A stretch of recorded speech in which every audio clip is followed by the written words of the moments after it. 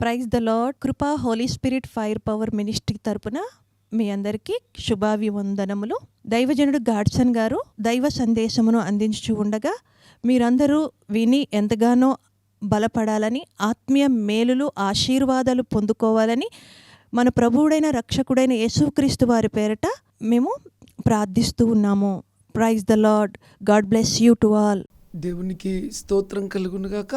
ఈ దినమున దేవుడి వాక్యం వీక్షిస్తున్నటువంటి దేవుడి ప్రియ బిడ్డలందరికీ కూడా నజరేడైన యేసుక్రీస్తు నామములో శుభములు, దీవెనలు, మేళ్ళు దేవుడు మెండుగా మీ మీదికి కుమ్మరించునుగాక.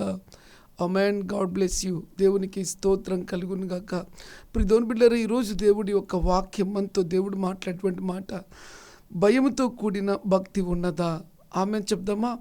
భయముతో కూడిన భక్తి ఉన్నదా అనే మాట మీద దేవుడు మనతో మాట్లాడుతున్నాడు. ప్రియమైన బిడ్డలారా, చాలా ప్రాముఖ్యంగా మనం గమనించవలసినటువంటి విషయం ఏంటంటే, నీ భక్తిలో భయం లేనిచో ఆ భక్తి నిన్ను పరలోకానికి ఎప్పుడు కూడా తీసుకెళ్ళదు. ప్రియమైన బిడ్డలారా, గమనించండి, మళ్ళీ చెప్తున్నా, నీ భక్తిలో భయం లేకపోతే ఆ భక్తి నిన్నెప్పుడు కూడా పరలోకానికి తీసుకెళ్ళదు. అందుకే దేవుని వాక్యం చెప్తుంది, భయము ఉండాలి, భక్తి ఉండాలి.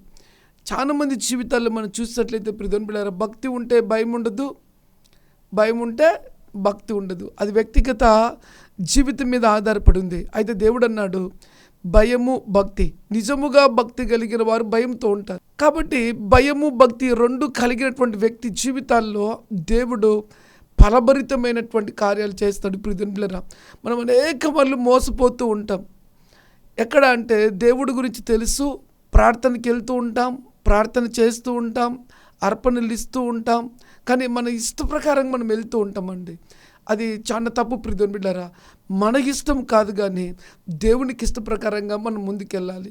ఎప్పుడైతే మనకి ఇష్ట ప్రకారంగా మనం ముందుకెళ్తున్నామో అంటే మనము జ్ఞానము లేని వారమని దేవుని వాక్యం స్పష్టంగా సెలవిస్తుంది. ప్రియమైన బిడ్డలారా, చూడండి, ఈ మాట ఎంత గొప్ప అద్భుతంగా దేవుడు మనతో ఈరోజు మాట్లాడబోతున్నాడో. సామెతల గ్రంథం 19వ అధ్యాయం 23వ వాక్యాన్ని మనం ఒకసారి జ్ఞాపకం చేసుకుందాం. యెహోవా యందు భయభక్తులు కలిగి ఉండుట జీవ సాధనము. అంటే మనం భక్తి ఒకటి ఉంటే, లేదా భయం ఒకటి ఉంటే మనం ఎక్కడో తేడాలో అడుగులు ముందుకేస్తున్నాం. అంటే మన జీవితంలో వెళ్ళే మార్గంలో భయంకరమైన అతలాకుతలమైన పరిస్థితులు మన జీవితంలో ఎదురవుతాయి. నేను దేవుడి వాక్యాన్ని చెప్తున్నాను. ప్రియమైన బిడ్డలారా, నువ్వు దేవుడి వాక్యాన్ని జాగ్రత్తగా గుర్తెరిగిన వ్యక్తివైతే దేవుని వాక్యం చెప్తుంది, ఒక వ్యక్తిలో ఏముండాలంటే భయము ఉండాలి, రెండోది భక్తి ఉండాలి.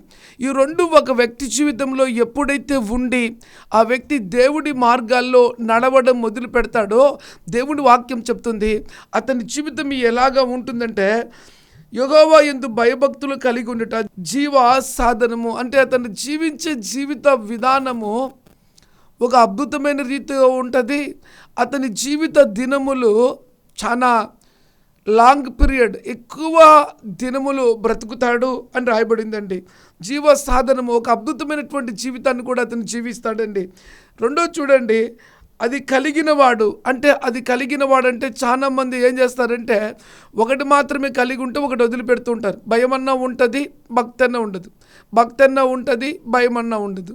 కాబట్టి మనం ఈ రెండు ఉన్నట్లయితే చక్కగా దేవుని కొరకు సాక్షికరమైన జీవితాన్ని జీవించలేం. భయము భక్తి రెండు ఉన్నప్పుడే ఒక మంచి సాక్ష్యం కలిగిన వ్యక్తులుగా మనం ఉంటాం. అందుకే దేవుని వాక్యం చెప్తుంది, అది కలిగిన వాడు తృప్తుడై అపాయము లేకుండా బ్రతుకును. ఆమేన్ చెప్దామా? తన జీవితంలో ఎంత గొప్ప దీవెనండి. తృప్తి కలిగినటువంటి వ్యక్తిగా మార్చబడతాడు. ఎప్పుడు ఆ వ్యక్తి అంటే దేవుడి యందు భయము భక్తి కలిగిన వ్యక్తికి మాత్రమే. ఎప్పుడైతే భయము భక్తి లేకుండా ఉంటామో ఆ వ్యక్తికి భూమి మీద బ్రతుకు దినములల్లా తృప్తి ఉండదు. మీరు డైరీలో రాసుకోండి. ఎందుకు నువ్వు భయపడకుండా దేవునికి ఉన్నావంటే తృప్తి లేదు నీకు. ఎందుకు దేవుని వాక్యం చెప్తుంది కదా, భక్తి లేకుండా ఉన్నావంటే తృప్తి లేదు. దేవుడి వాక్యంతో భయము ఉండాలి, రెండోది భక్తి ఉండాలి. భయము భక్తి రెండు ఒక వ్యక్తి జీవితంలో ఉన్నప్పుడు ఆ వ్యక్తి జీవితంలో రెండు కార్యాలు ఘనముగా జరుగుతాయి. ఏంటి? మొదటిది, అతడు తృప్తి పొందిన వాడై, తన కలిగిన వాటిలో తృప్తి పొందిన వాడై రెండోది అపాయం లేకుండా బ్రతుకును. ఒక వ్యక్తి జీవితంలో అపాయము రాకుండా ఆ వ్యక్తిని దేవుడు కాపాడాలి అంటే, ఆ వ్యక్తి దేవునిచే కాపాడబడాలి అంటే, ఈ రెండింటికి గల మధ్య ఒక వ్యక్తి జీవితంలో ఉండవలసిన అద్భుతమైనది, చాలా ప్రాముఖ్యమైనది భయము, భక్తి. ఈ రెండిట్లో ఏది తప్పిపోయినా కూడా రక్షణలో నువ్వు తప్పిపోతున్నావని ప్రభు పేరుతో మనవి చేస్తున్నాను. ప్రియమైన బిడ్డలారా, వాక్యం చెప్తుంది, భయభక్తులు కలిగినటువంటి వ్యక్తిగా ఉంటేనే ఆ వ్యక్తి జీవితంలో తృప్తి కలిగిన వ్యక్తిగా ఉంటాడు. రెండోది అపాయం రాకుండా కాపాడబడుతూ, దేవునిచే కాపాడబడుతూ ఉంటాడండి. మూడో మాటగా మనము ఒక అద్భుతమైన చక్కటి మాట మనము జ్ఞాపకం చేసుకుందాం. 111వ కీర్తన 10వ వచనాన్ని కూడా జ్ఞాపకం చేసుకుందాం. యెహోవా యందలి భయము జ్ఞానమునకు మూలము, ఆయన శాసనములను అనుసరించువారు మంచి వివేకము గలవారు. యెహోవా యందలి భయము జ్ఞానమునకు మూలము. ఒక వ్యక్తి జీవితంలో జ్ఞానము క్రియేట్ కావాలి అంటే, ఆ వ్యక్తి జ్ఞానవంతుడిగా బ్రతకాలి అంటే, ఆ వ్యక్తి యొక్క జీవితము దీవెనకరంగా ఉండాలి అంటే, దేవునికి స్తోత్రం కలుగును గాక. ప్రియమైన బిడ్డలారా, ఆ వ్యక్తికి దేవుడి భయం ఉండాలంట. దేవుడి భయం ఉంటే ఆ వ్యక్తి జ్ఞానవంతుడిగా మార్చబడతాడంట. దేవుడి భయం లేకపోతే ఆ వ్యక్తి జీవితంలో జ్ఞానము లేనివాడుగా ఉంటాడంట. ఈరోజు ఒక ఛాలెంజింగ్తో కూడినటువంటి మాట, దేవుడి భయం నీ జీవితంలో ఉందా లేదా పరీక్షించుకోండి. ఒకవేళ దేవుడి భయమే నీలో ఉన్నట్లయితే ఈ భూమి మీద నువ్వు జ్ఞానవంతురాలిగా ఉంటావు. దేవుడి భయమే నీలో ఉంటే ఒక జ్ఞానవంతుడైన వ్యక్తిగా నువ్వు ఉంటావు. ప్రియమైన బిడ్డలారా, చూడండి ఇంకొక మాట కూడా, యెహోవా యందలి భయము జ్ఞానమునకు మూలము, ఆయన శాస్త్రమును అనుసరించువాడు మంచి వివేకము కలిగిన వారు. భయముతో పాటు భక్తి. యేసుప్రభు వారు ఏదైతే చెప్పారో అది చేసేటువంటి వారంటే, ఆయన ఆజ్ఞలు పాటించేటువంటి వారు ఈ లోకములో ఎటువంటి వారంటే వివేకముతో, మంచి వివేకంతో నింపబడిన వారండి. చాలామంది జీవితాల్లో మంచి వివేకం ఉండదు, కానీ వారి సొంత వివేకాలు ఎక్కువగా ఉంటాయి. బుద్ధి పుట్టినప్పుడు మందిరానికి రావడం, రాకుండా ఉండడం, ఎన్నెన్నో షాకులు చెప్పడం, ఇవన్నీ ఆత్మీయ వ్యక్తిగత జీవితంలో కూడా నీకు ఒక గొప్ప సక్సెస్ఫుల్ లైఫ్ని ఇవ్వ. ప్రియమైన బిడ్డలారా, నీకు ఒక గొప్ప సక్సెస్ఫుల్ లైఫ్ని ఇచ్చేది ఎవరంటే దేవుడే. దేవుడే దేవుడే దేవుడే నిన్ను జ్ఞానవంతుడిగా మార్చాలని, దేవుడే నిన్ను మంచి వివేకముతో నింపబడిన వ్యక్తిగా చేయాలని, దేవుడు నీకు ఒక పరిశుద్ధమైన గ్రంథాన్ని ఇచ్చి, ఇదిగో ఈ విధంగా నేను చెప్పిన మాట చొప్పున భయభక్తులతో ఇలాగా నడుచుకోనమని దేవుడు చెబితే, దాన్ని మనం పక్కన పెట్టినట్లయితే మనము దేవుని ఎరిగిన వారిగా ఉంటూ దేవుని శక్తిని ఎరగని వారం అండి. ఛాలెంజింగ్తో కూడిన మాట. ఎందుకంటే నీ జీవితంలో దేవుడి ప్రణాళిక పూర్తి కాదంతే. ఎందుకంటే నీ మార్గాలు వేరుగా ఉంటాయి, నీ తలంపులు వేరుగా ఉంటాయి, నీ ఉద్దేశాలు వేరుగా ఉంటాయి, నీ కోరికలు వేరుగా ఉంటాయి. కాబట్టి దేవుడి చిత్తము నీ జీవితంలో జరగదు. ప్రియమైన బిడ్డలారా, అందుకే నీ జీవితం గమనించాలి.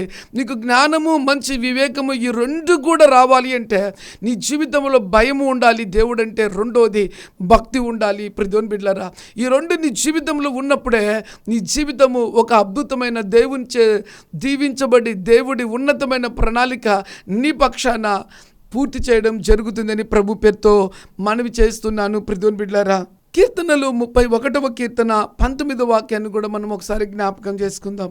నీ యందు భయభక్తులు గల వారి నిమిత్తము నువ్వు దాచి ఉంచిన మేలు ఎంతో గొప్పది, నరుల ఎదుట నిన్ను ఆశ్రయించు వారి నిమిత్తము నీవు సిద్ధపరిచిన మేలు ఎంతో గొప్పది. ఆశ్చర్యాన్ని కలిగించేటువంటి మాట. ప్రియమైన బిడ్డలారా, గమనించండి, మన దేవునికి ఒక అద్భుతమైన పేరుంది. ఏంటి ఆ పేరంటే చూచుచున్న దేవుడు. ప్రతి వ్యక్తిని కూడా చూస్తాడండి, అంతరంగాన్ని చూస్తాడండి. ఆలోచనలు, తలంపులు, ఉద్దేశములు యావత్తు కూడా దేవునికి తెలుసు. ఆయన ప్రతి వ్యక్తిని కూడా ఎంతో చక్కగా చూచేటువంటి దేవుడు. ప్రియమైన బిడ్డలారా, అయితే ఏ వ్యక్తి భయపడుతున్నాడో, ఏ వ్యక్తి భయపడలేదో దేవునికి తెలుసు. భయపడితే ఆ వ్యక్తి జీవితంలో దేవుని కార్యాలు ఎంత గంభీరంగా ఉంటాయని కూడా దేవునికి తెలుసండి. చూడండి మాట, ప్రియమైన బిడ్డలారా, నీ యందు భయభక్తులుగా వారి నిమిత్తం నీవు దాచి ఉంచిన మేలు ఎంతో గొప్పదంట. ఎవరైతే దేవుని యందు భయభక్తులు కలిగి ఉంటారో వారి విషయంలో దేవాది దేవుడు ఎంతో గొప్ప దీవెనండి, ఎంతో గొప్ప దీవెన. ఇక అది వర్ణించుటకి వీలు కానటువంటిదండి. అసలు ఆ దేవుడి ఉన్నతమైన ప్రణాళిక ఎంత గంభీరంగా ఉంటుందంటే నిజంగా అది అది చెప్పాలి అంటే కూడా ఒక ఆశ్చర్యం కల్పిస్తుంది ప్రియమైన బిడ్డలారా. అయితే నువ్వు ఎప్పుడైతే భయము భక్తి ఈ రెండు కలిగి ఉంటావో నీ పట్ల దేవుడి యొక్క ఉద్దేశం కూడా ఎంతో గొప్పగా ఉంటుందండి. అంటే మామూలుగా ఉండదు, కానీ తల్లిదండ్రులు లేకపోతే బంధువులు లేకపోతే ఈ లోక సంబంధమైన వాళ్ళు నీ గురించి ఆలోచించే ఆలోచన కాడికి మించిన ఆలోచనగా దేవుడి ఆలోచన ఎంతో మేలైనటువంటి ఆలోచన దేవుడి నీ విషయంలో చేస్తాడని దేవుని వాక్యం సెలవిస్తుంది ప్రియమైన బిడ్డలారా. చూడండి, అంతేకాదు నరుల ఎదుట నిన్ను ఆశ్రయించు వారి నిమిత్తము నీవు సిద్ధపరిచిన మేలు ఎంతో గొప్పది. వారికి అంటే నరుల ఎదుట దేవుని వాక్యం చెప్తుంది, దేవుడు నరుల ఎదుట నిన్ను ఆశ్రయించు. నరులందరూ కూడా మరి దేవుని ఆశ్రయించే విషయంలో భయము భక్తి రెండు కలిగి ఉన్నట్లయితే నీవు సిద్ధపరిచిన మేలు ఎంతో గొప్పదంట. మనం చాలా బాగా జాగ్రత్తగా గమనించినట్లయితే యోబు జీవితంలో ఎన్నో భయంకరమైన విపత్తులు తన జీవితంలోకి వచ్చినా కూడా యెహోవా ఇచ్చెను, యెహోవా తీసుకుపోయిను, యెహోవా నామానికి మహిమ కలుగును గాక అన్నాడు. నిజంగా యోబు ఎప్పుడైతే దేవునితో ఒక మంచి జీవితాన్ని జీవించి భయము భక్తి కలిగిన వ్యక్తిగా ఎప్పుడైతే ఉన్నాడో అతని జీవితము మనం ఈరోజు చెప్పుకునే స్థితిలో దేవుడు పెట్టాడు ప్రియమైన బిడ్డలారా. ఎందుకు తెలుసా? దేవుని వాక్యం చెప్తుంది ఆ వ్యక్తిని అంత స్ట్రాంగ్గా, అంత గొప్పగా, అంత ఉన్నతమైన దీవెనలతో, అంత గొప్ప ఉన్నతమైన ఆశీర్వాదాలతో నిలబెట్టాడండి. అసలు యోబు పోగొట్టుకున్నవన్నీ తిరిగి మళ్ళీ పొందుకున్నాడు. ఎందుకు తెలుసా? దేవుని యందు భయభక్తులు కలిగినాడు అని ఒక గొప్ప పరీక్ష తన జీవితంలో జరిగిన సమస్తమును కోల్పోయినా కూడా నేను దేవుని మటుకు విడిచిపెట్టను అని దేవుని చిత్తము చేటుకు సిద్ధమాటగలిగిన వ్యక్తిగా ఉన్నాడు. డబల్గా పోగొట్టుకున్నవన్నీ కూడా పొందుకున్నాడు. దేవుడి మాటను దూషించి, దేవుడి మాట లెక్క చేయక, దేవుడి మాట భయపడక లోతు భార్య ఎనికి తిరిగి చూడకూడదంటే చూచి ఉప్పు సంగముగా మార్చబడిందండి. ఈరోజు దేవుడి వాక్యం ఇచ్చినటువంటి నీవు నీ జీవితంలో దేవుడు ఏదో గొప్ప మేలను దాచిపెట్టాడండి. నీ ఒరిజినాలిటీని, నీ యథార్థతను, నీ భయమును, నీ భక్తిని దేవుడు తప్పక చూస్తున్నాడు. దానికి ప్రతిఫలంగా ఉన్నతమైన దీవెనలు నీ మీద కుమరించబోతున్నాడు ప్రియమైన బిడ్డలారా. ఎందుకంటే నీవు భయభక్తులు కలిగి ఉండేదాన్ని మనుషులు ఒకవేళ హేళన చేయొచ్చు, చూసి చూడకుండా ఉండొచ్చు, లేదా లెక్క చేయకుండా ఉండొచ్చు. కానీ నీవు తీసుకున్న బలమైన నిర్ణయము, దేవునికి ఏ విధంగా భయపడుతున్నావో, దేవునికి ఏ విధంగా లోబడుతున్నావో, దేవునికి ఏ విధంగా తన ఆజ్ఞలను పాటిస్తూ ముందుకు సాగుతున్నావో అవన్నీ కూడా దేవునికి తెలుసు. నన్ను అడిగితే లోక సంబంధమైన వ్యక్తులు లోక సంబంధమైన వాటిని చూస్తూ పరిగెడుతున్నారు. నువ్వు దేవుడి వైపు చూసి ఆయన ఆజ్ఞలను వెంబడిస్తూ ఆయనకు భయపడుతూ ముందుకెళ్ళడం దేవుడు చూచి ఈ లోకంలో ఉన్న వారి కాడికి గొప్ప దీవెనలతో, గొప్ప మేళ్లతో, గొప్ప ఆశీర్వాదాలతో ప్రభు నేను పెట్టబోతున్నాడు. ప్రియమైన బిడ్డ, భయభక్తులు కలిగిన వ్యక్తి జీవితంలో నుంచి ఒక అద్భుతమైన మాటను మనం జ్ఞాపకం చేసుకుందాం ప్రియమైన బిడ్డలారా. ఆదికాండం 39వ అధ్యాయం 9వ వచనం, నీవు అతని భార్య అయినందున నిన్ను తప్ప మరి దేనిని నాకు అప్పగింప ఉండలేదు, కాబట్టి నేను ఇట్లో ఇంత ఘోరమైన దుష్కార్యం చేసి దేవునికి విరోధముగా పాపము కట్టుకుందునని తన యజమానురాలతో అనెను. ఈ మాటలో చూసినట్లయితే ప్రియమైన బిడ్డలారా, యోసేపు జీవితంలోకి సాతాను ఒక అద్భుతమైనటువంటి లోక సంబంధమైనటువంటి కార్యము తీసుకొచ్చి పెట్టి యోసేపును నాశనం చేయాలనుకున్నప్పుడు యోసేపు మాట్లాడినటువంటి మాట ఏం తెలుసా? తన్ను తాను నాశనం చేసుకోవడం ఎంత మాత్రం కూడా ఇష్టపడలేదండి. ఎందుకు తెలుసా? దేవుడికి భయపడుతున్నాడు, దేవునికి భయపడుతూ దేవునికి లోబడుతున్నాడు. యోసేపు జీవితంలో ఏంటి తెలుసా?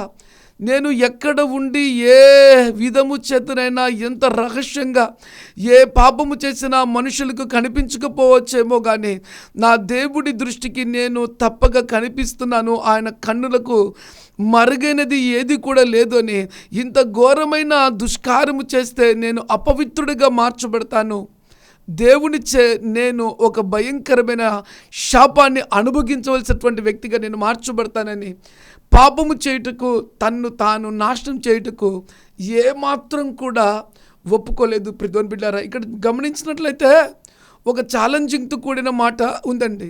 ఇక్కడ చూడండి, మరొకసారి నేను చదువుతాను, మీరు జాగ్రత్తగా విని మీ పిల్లలకు అనేకులు కూడా మీరు నేర్పించండి ప్రియమైన బిడ్డలారా. ఏంటి ఈ మాటలు చూడండి మరొకసారి. నీవు అతని భార్యనైనందున నిన్ను తప్ప మరి దేన్ని నాకు అప్పగింపకుండలేదు, కాబట్టి నేను ఎట్లా ఇంత ఘోరమైన దుష్కార్యం చేసి దేవునికి విరోధంగా పాపము కట్టుకుందునని తన యజమానురాలితో అనెను. ఈ మాటల్లో నా తల్లిదండ్రులకు చెడ్డ పేరు తెస్తాను, లేదా రాజుకు తెలుస్తుందేమో, లేదా బయట ఎవరన్నా చూస్తారేమో, లేకపోతే ఎవరికైనా మనుషులకు భయపడుతున్నట్టుగా ఇక్కడ ఎక్కడ లేదండి. గమనించండి, ఘోరమైన దుష్కార్యములు చేసేటువంటి ప్రతి బిడ్డ కూడా మనుషులకు భయపడకుండా, తల్లికైనా తండ్రికైనా బంధువులకైనా ఊరి వాళ్ళకైనా ఎవరికైనా భయపడకుండా సాతాను వారిని ప్రేరేపించి వారిని ఎప్పుడైనా నాశనం చేస్తుంది. జాగ్రత్త ప్రియమైన బిడ్డలారా. అందుకే మనుషుల భయము తన్ను నిలబెట్టలేకపోయింది. కానీ ఈ వ్యక్తి తన జీవితంలో ఏ విధంగా తీర్మానం తీసుకున్నాడంటే, దేవుడి భయము యోసేపు యొక్క జీవితంలో నరముల్లోకి జీర్ణించుకుపోయిందండి. నా తల్లి లేకపోవచ్చు, తండ్రి లేకపోవచ్చు, బంధువులు లేకపోవచ్చు, ఇక్కడ ఉన్న వాళ్ళందరూ చూడకపోవచ్చు, వీళ్ళ వల్ల నన్ను వీళ్ళు ఎవరు నన్ను ఏమీ చేసుకోకుండా ఉండొచ్చు. అంటే నన్ను ఏమీ చేయాలన్నా కూడా వారికి అంత ధైర్యం ఉండకపోవచ్చు, బలం ఉండకపోవచ్చు, జ్ఞానం ఉండకపోవచ్చు. ఎందుకు తెలుసా అండి, రాజు తర్వాత రాజునంత స్థానంలో నేను ఉన్నాను కదా అని ఒక ధీమా అతనిలో ఉండొచ్చు. కానీ ఇవన్నీ చూడలేదు. అతను ఒక్కటి చూశాడండి, దేవుని చూచాడు. దేవునికి భయపడ్డాడు కాబట్టి, దేవునికి లోబడ్డాడు కాబట్టి, దేవుని ఆజ్ఞల్లో ఒక ఆజ్ఞ ఏంటి తెలుసా, వ్యభిచరించకూడదు అన్నాడు. కాబట్టి యోసేపు తన జీవితంలో నేను ఈ పాపం చేస్తే నా దేవునితో కనెక్టివ్ కాలేనే, దేవుని దగ్గరికి వెళ్తే నేను అపవిత్రుడిగా మార్చబడతానే, దేవుడు అన్యాయస్తుడు కాదే, వారి క్రియల చొప్పున దేవుడు ప్రతిఫలం ఇస్తాడే, అప్పుడు నా జీవితం ఏమైపోతుంది, నా సాక్ష్యం ఏమైపోతుంది అని తాను భయపడ్డాడు. ప్రియమైన బిడ్డలారా, దేవునికి భయపడ్డాడు కాబట్టే అపవిత్రుడిగా అయ్యేదానికి ఏమాత్రం ఒప్పుకోకుండా పారిపోయాడు. ప్రియమైన బిడ్డలారా, ఒక ఛాలెంజింగ్తో కూడిన మాట. ఒక వ్యక్తి జీవితంలో దేవుడి భయము అనేది ఎప్పుడైతే ఉంటుందో, ఆ వ్యక్తి ప్రపంచంలో ఎక్కడున్నా కూడా ఏ తప్పిదాన్ని చేసేదానికి ఒప్పుకోడు, అంగీకరించడండి. ఎందుకు తెలుసా, పరమునందున్నటువంటి దేవుడు చూచి ప్రతిఫలం ఇచ్చినప్పుడు అది మంచిదైనా చెడ్డదైనా ఎవరు ఏ విధంగా జీవిస్తారో వాళ్ళే ఆ ఫలాన్ని పొందుకోవాలి. కాబట్టి దేవునిలో ఉన్నాడు, కాబట్టి దేవునితో ఉన్నాడు, కాబట్టి దేవుడు వారి క్రియల చొప్పున ప్రతిఫలం ఇస్తాడు. కాబట్టి దేవునికి భయపడ్డాడు కాబట్టే తను నాశనం చేసుకోలేదు. చెప్పలు కొట్టి దేవునికి కనపడదామా? ఏ వ్యక్తి జీవితంలో భయము భక్తి రెండు ఉంటాయో, ఆ దేవుడి ఆజ్ఞలు పాటించే వ్యక్తిగా ఉన్నట్లయితే నిన్ను నువ్వు నాశనం చేసుకో. దేవునికి భయపడే వ్యక్తిగా నువ్వు ఉన్నట్లయితే దేవునికి విరోధమైన తప్పిదములు పాపములు నీ జీవితంలో ఎప్పుడు కూడా చేయవు. ప్రియమైన బిడ్డలారా, చేయవు. అది నీ వల్ల కానే కాదండి. దేవుని ఆత్మ నీలో అటువంటి కార్యములు చేయించేదానికి ఎంత మాత్రం కూడా ఒప్పుకోడు. ప్రియమైన బిడ్డలారా, అందుకే యోసేపు పారిపోయాడు. నేను పారిపోయినా పర్వాలే, కానీ నీతిమంతుడిగా ఉన్నప్పుడు ఎన్ని నా మీద నేరారోపణలు జరిగినా, శిక్ష పడినా కూడా దేవుడు యోసేపుకు జైల్లో కూడా తోడై ఉండి దేవుడు అతన్ని ఆశీర్వదిస్తూ వచ్చి తిరిగి మళ్ళీ బయటికి తీసుకొచ్చాడండి. ఆమె చెప్దామా?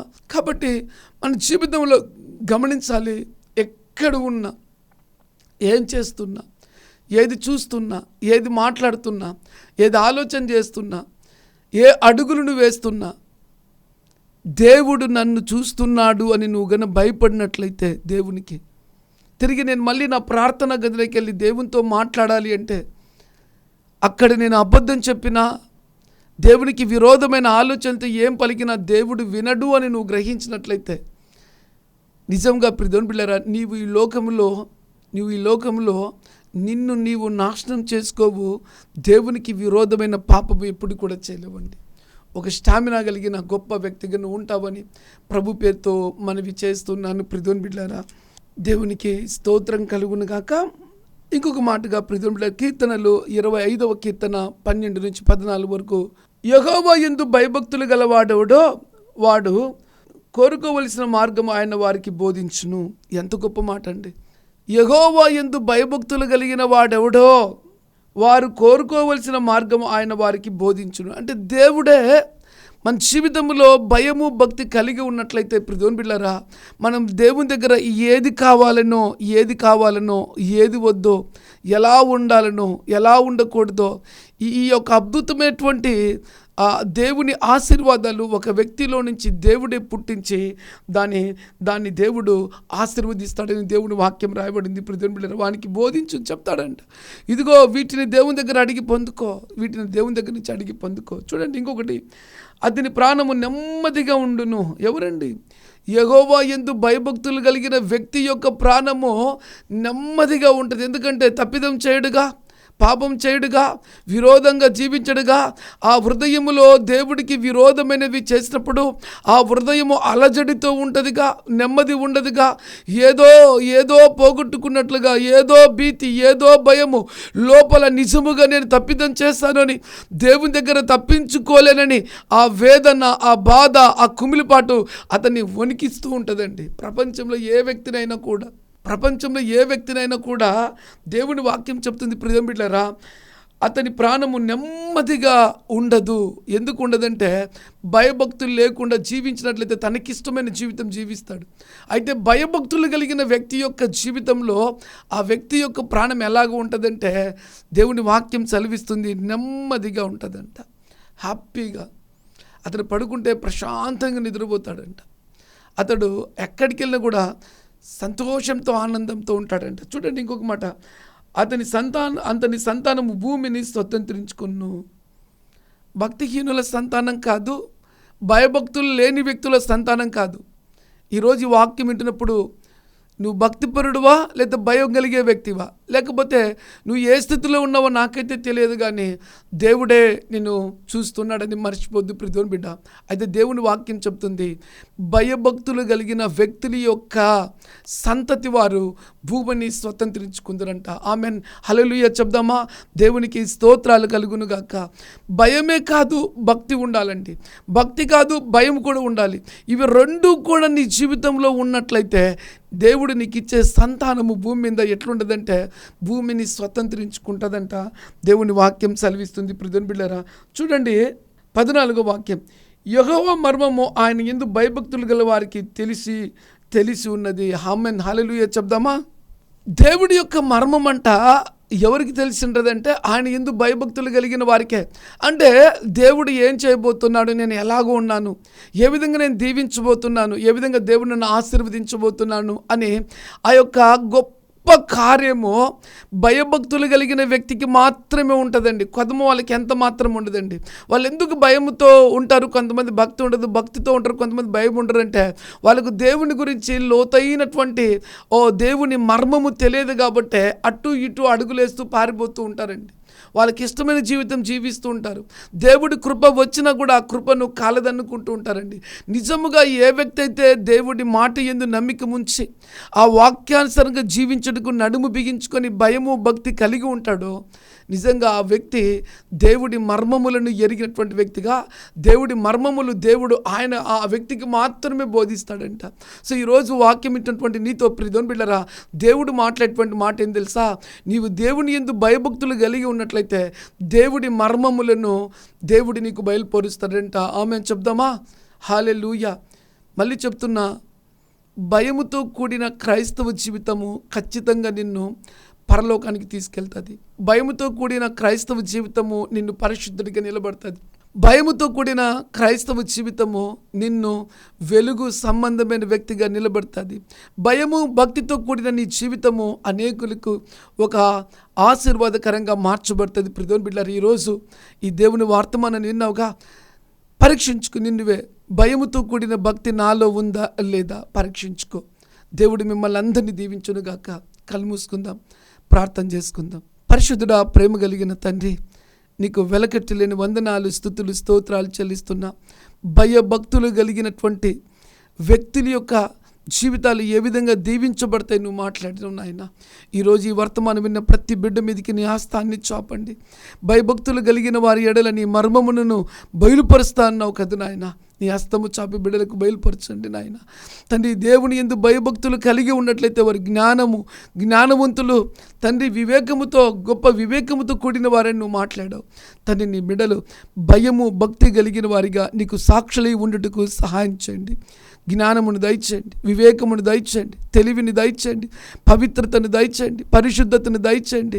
నీ సాక్షిగా ఈ భూమి మీద నిలబెట్టండి నాయన. దేవుని కొరకు భయభక్తులు కలిగిన వారి చుట్టూ నాయన నీ దూత కావిలి ఉంటుందని వ్రాయబడింది కదా నా ప్రభా. నీ బిడ్డల చుట్టూ దేవుని దూతను కావిలిగా ఉంచండి నాయన. ఈ వర్తమానం విన్న ప్రతి బిడ్డలో నా ప్రభా నీ కార్యము జరిపించి నీకు సాక్షిగా జీవించుటకు నాయన ప్రతి బిడ్డ భయము భక్తి కలిగి నిజమైన క్రైస్తవుడిగా, నిజమైన క్రైస్తవురాలిగా దేవునితో నడుచున్నట్లుగా నీ బాహుబలమును వారి మీద చాపి బలపరచమని ప్రార్థన చేస్తున్నాను ఆయన. ఒక నిజమైన క్రైస్తవుడు దేవునితో ఎట్టి సంబంధము కలిగి ఉంటాడో తండ్రి నీ బిడ్డలను చూచి అనేకులు మారు మనసు పొందినట్లుగా కృప చూపించమని ప్రార్థన చేస్తున్నా. తండ్రి నీ బిడ్డల జీవితంలో నువ్వు జరిపించబోయే బలమైన భీకర అద్భుత కార్యములను బట్టి నీకు స్తోత్రాలు, స్తుతులు, వందనాలు చెల్లిస్తున్నా. తండ్రి చేరి వచ్చిన ప్రతి బిడ్డని దీవించండి. కుటుంబాలు భక్తి కలిగిన కుటుంబాలుగా, కుటుంబాలు భయభక్తులు కలిగిన కుటుంబాలుగా తండ్రి నీ బిడ్డల కుటుంబాలను ఆశీర్వదించండి తండ్రి. అంతేకాదు నీ బిడ్డల కుటుంబాలలో కొదవలు తీర్చండి, కొరతలు తీర్చండి నాయన. అప్పులను కొట్టివేయండి నా ప్రభువా.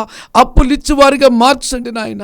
అయా నీ బిడ్డల కుటుంబాలు నీతివంతమైన సంతానముగా మార్చండి నాయన. నీతివంతమైన కుటుంబాలుగా మార్చండి నా ప్రభువా. నీకు వందనాలు. నీ ఆశీర్వాదము నొందిన ప్రతి కుటుంబము నాయన అయ్యా దీవించబడి వర్ధిల్లింపబడినట్లుగా కృప చూపించమని, గొప్ప బలమైన కార్యములు జరిపించమని, కొదవలను తీర్చమని, కొరతలను తీర్చమని, అనారోగ్యంతో బాధపడుతున్న ప్రతి బిడ్డను అయ్యా ఇప్పుడే మీరు తాకి స్వస్థపరచమని నా ప్రభువా. నీ కరుణా హస్తమును ప్రతి బిడ్డ మీద చాపి అయ్యా వారికి ధైర్యమును దయచేయండి, అయ్యా వారికి బలమును దయచేయండి నాయన.